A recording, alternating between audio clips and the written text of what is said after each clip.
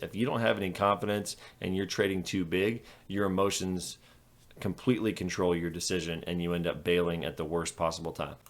Hey, what's happening? Tim with Nomad Trading. Thanks for stopping by. I just wanted to make a quick video to talk about how confidence matters so much to trading.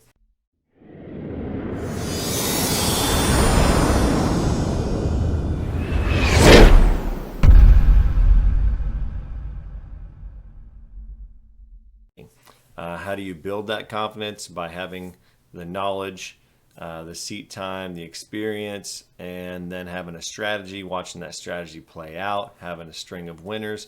These are all things that build your confidence.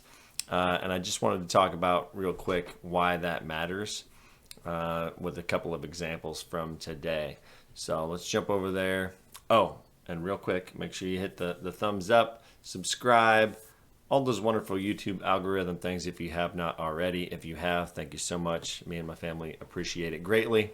Just a regular guy out here making YouTube videos while I also go through my trading journey, trying to become a full-time trader. So thanks for the support. Let's jump over in the computer.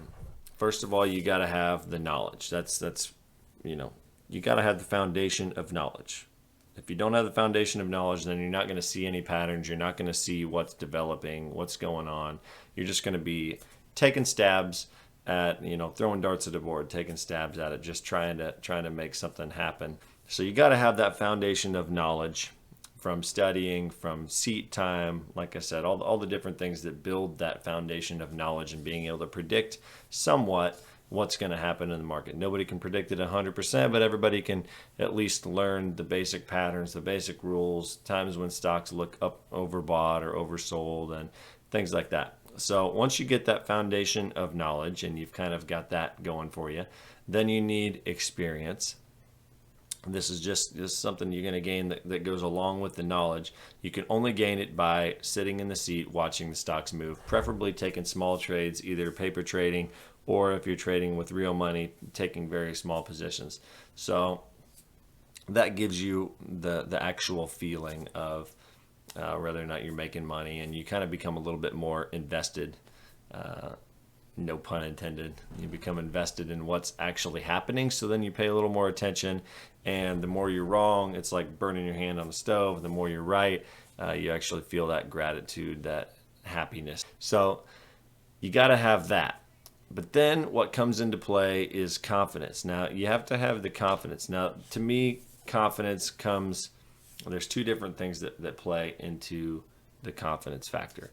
One is having a strategy and having a plan. So that way, if the stock does not do what your plan is, you're out of it. You have to have a plan to cut the loss, where you're going to cut it at, and you have to have a plan to take profit or what you expect the stock to do. If you don't have any plan, and you've heard lots of people talk on YouTube about plan, and I don't have a plan, why is that important? I can just wing it. Now, I'm not saying you have to go into the day with a plan. Sometimes I don't go into the day with a plan because I'm a scalper, so intraday, small moves is what I do. So I don't have to go into the day with a bunch of stocks on a watch list, but you do have to have a plan when you enter the stock. Why do you have to have a plan when you enter the stock? Because if you don't have a plan when you enter the stock, then you don't have any kind of defined risk. If you don't have defined risk, you find yourself holding backs. Now, confidence is something that I'm just now starting to build, and this is why I wanted to talk about it, because if any of you are in this same situation that I'm in, where you've had years of losses and you're just starting to actually get it and you're trying to turn that corner and be profitable and actually make money trading and maybe make it a full-time income, then this is part of your journey, is building your confidence back up. And I think that happens from trading small. I've taken money out of my accounts. I have very, very small accounts. I take very small positions. What that does is I don't have the terrible days where I've got giant losses that are just gut-wrenching losses that make you want to quit. I don't have those. I don't have the amazing, awesome wins. That's true also, but I don't have the terrible gut-wrenching losses. So I'm not always faced with, oh my gosh, I lost another 5,000 today or 2,000 today. I can't just keep doing this. You don't have those feelings. It's just like, oh, I lost 100. That kind of sucks. Oh, I lost a couple hundred. Oh well, 50 bucks. Oh well, not that big a deal. And I'm not saying that that's not a lot of money, because to a lot of people that is a lot of money. To me, it's even a decent amount of money, but not in the big scheme of things. Trading, you make or lose $100, it's not going to change your life. So confidence becomes key, and I think that trading small is part of it until you get a proven strategy and you can scale up at that point. But trading small during this point will help you with confidence, because if you have a strategy, you have a plan, something that's going to take place. If you don't have any confidence and you're trading too big, your emotions completely control your decision and you end up bailing at the worst possible time. I've done this, I don't know how many times, literally countless times I've done this, where I've been in a position bigger than I should be in it. I don't have any confidence in my plan, so I get shaken out, only to watch the stock keep going and do what I thought it was going to do. That's where confidence comes into play, and where share size comes into play. You absolutely have to have a plan, so that way you know what you're risking, and you have to have the confidence in that plan to let it play out. If you're trading too big a share size, or if you don't have a plan and a set risk, those two things are the things that are going to end up with you holding a bag or taking a loss on something at the complete wrong time, when the stock still needed to work for you. So that would be my advice at the moment for anybody that's in the same spot that I am in, as far as trying to turn that corner and becoming profitable and learning to grow this part-time for fun thing into a full-time trading job. Is that make sure you have a plan going into every trade. When I've had losses, it's usually because a lot of times I have the right idea, and this is where confidence comes into play as well. For instance, the one that we're looking at right now, I was thinking about shorting in the mid sixes. Now, I talked about this on my live stream whenever we were going live on the Runner Recap earlier, and I looked daily. I looked way out on the daily chart, quite a ways, way beyond what you really should look for. But I thought I went like 10 years, and at like 5 or 6 years, somewhere in here, we had tons of consolidation in that mid six range, just above $6 to 6.30, somewhere in there. So when you see that, yeah, it's a long ways out, but still, it could play a factor, and people could be still looking at that. So I was watching it as it got over. Sorry, I did not do that. There we go. So I was watching it as it got over 6, and then it pushed up here close to 7, came back down. It was consolidating here, and I was thinking about taking a short position. I didn't have the confidence in it, so I didn't take it. I should have, because obviously that played out beautifully. I could have made $1 a share to the short side. I couldn't find news other than this old news that people were regurgitating about the DPW buyout. But there could be new news. I really have no idea. All I saw was that it had basically doubled in price. So I was looking at a stock that had doubled in price, and it had possible resistance in the mid sixes. And here it was in that area with fading volume, and it just looked like it was going to come back down to VWAP. But I didn't have the confidence in it, so I didn't take that trade, and I watched it go without me. And this happens all the time to me right now, over and over and over again. And I think that that's why it's important, is that I'm seeing that I'm on the right track a lot of the time.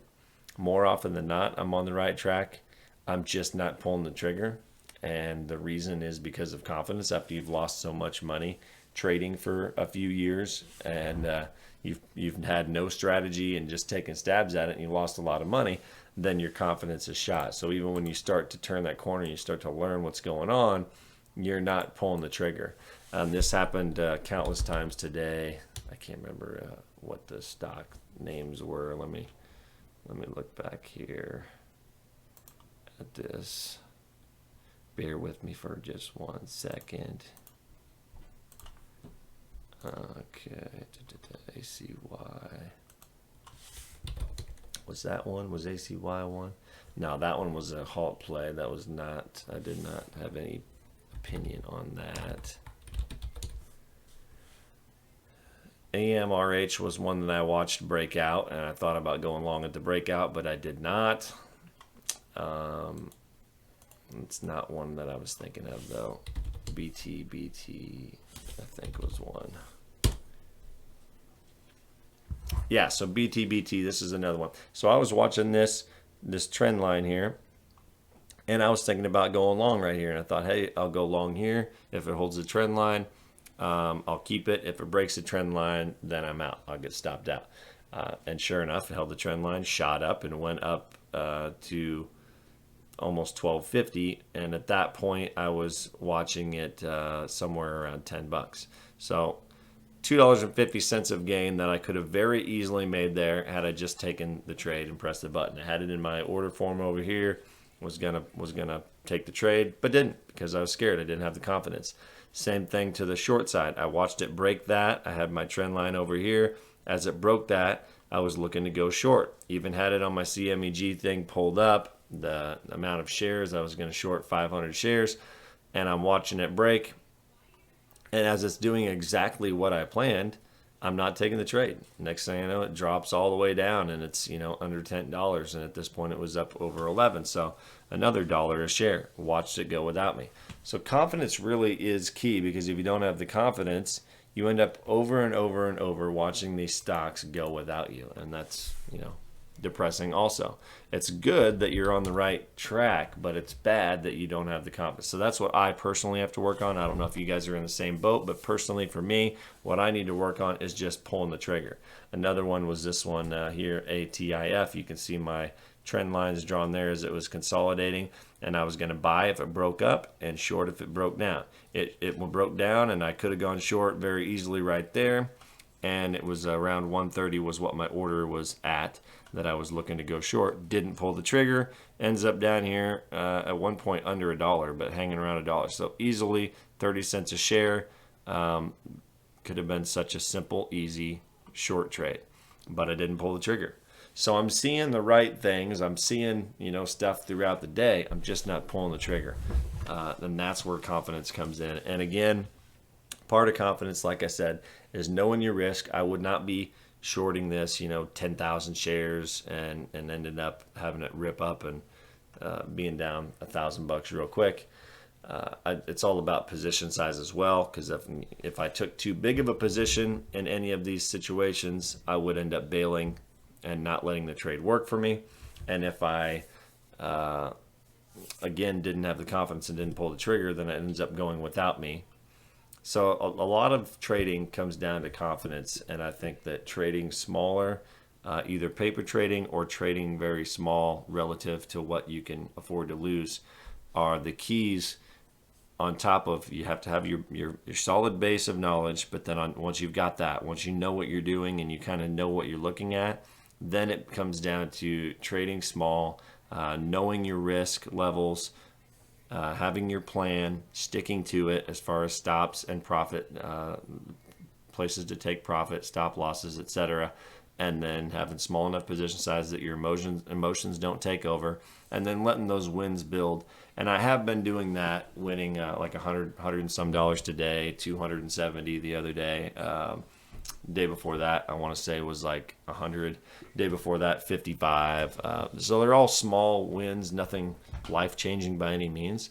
But that string of wins is building my confidence, seeing that green every day, building my confidence, so that maybe, hopefully, tomorrow, fingers crossed, and in the future, I'll actually take these trades, the ones that I see, and all I got to do is click the button, have the confidence to click the button, and actually take the trade. So if you guys are like me, make sure you comment down below. Let me know where you're at, if you kind of understand what I'm talking about, or if I'm crazy, whatever.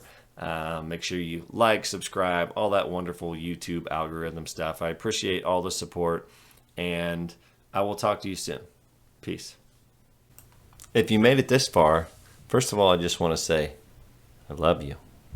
You must have liked the video, so make sure you give me that thumbs up, subscribe, notifications on, of course, and then click on one of my videos to the side. If the YouTube algorithm is doing its job, there should be one over there. If not, just go to my page and check it out. Thanks for watching. Peace.